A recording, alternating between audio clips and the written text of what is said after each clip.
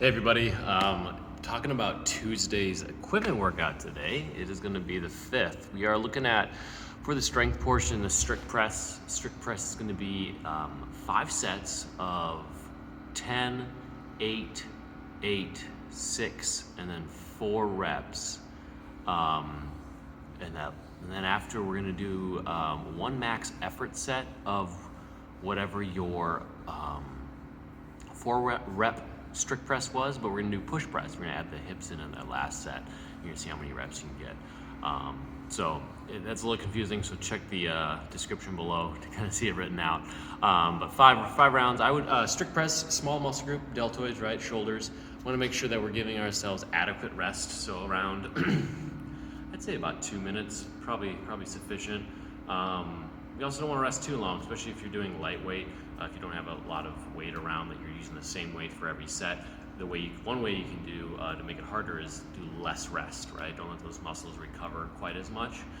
So if you are in the camp of I have a kettlebell or one dumbbell, and I'm just going to use that for all my reps on one side, then all on the other side. Minimize your rest and make it harder. And so maybe a 30-second rest, 45-second rest in between your sets.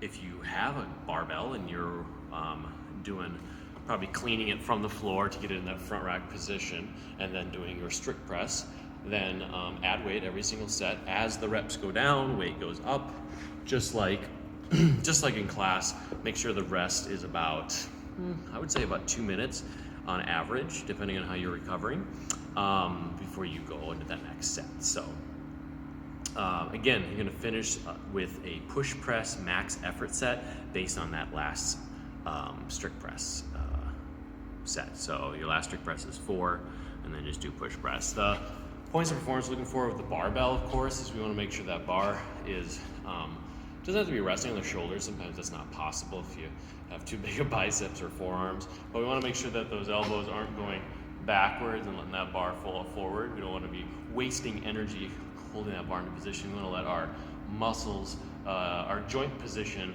allow for our muscles to relax and just hold in that position. Then chin goes back, and we're actually going to kind of press it right past the eye and nose into overhead position, lock it out. This is a great place to take a breath. Squeeze the butt, legs, everything's tight, come back down, come right back up. Exhale. Don't rest in the bottom if you can help it, especially on these first couple of sets that are longer, the 8 and 10. We want to make sure that we're kind of cycling that bar all the way down and back up, reset that breath at the top. So that's strict press notes for me today.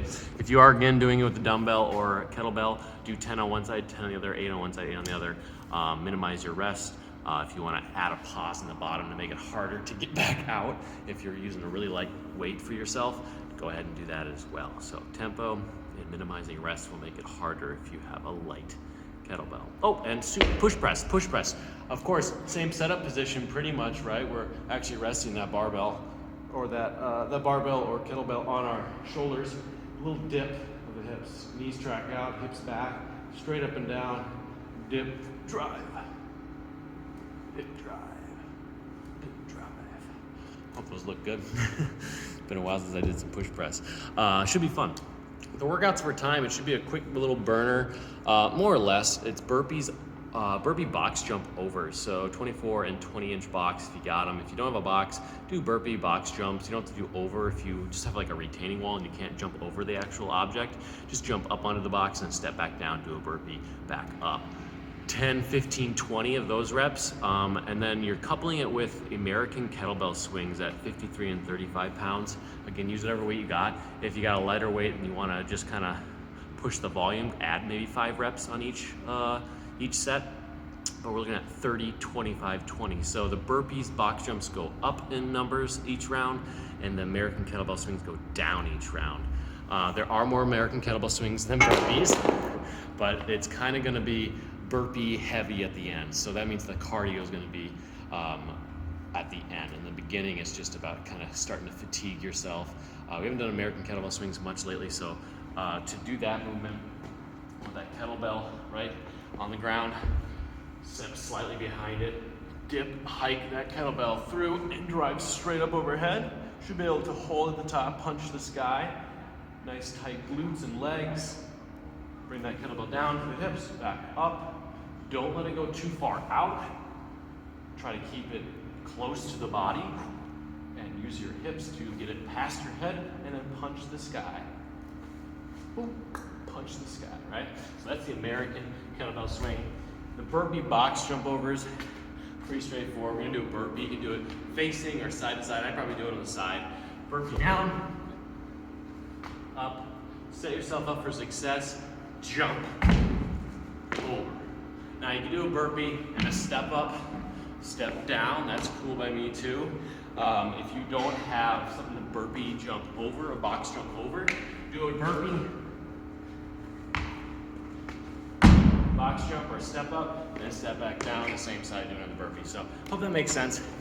Let your online coach know if you have any questions on equipment and how to scale it correctly. Lots of different ideas that I have, that they all have. Use us as a resource. Anyways, have fun.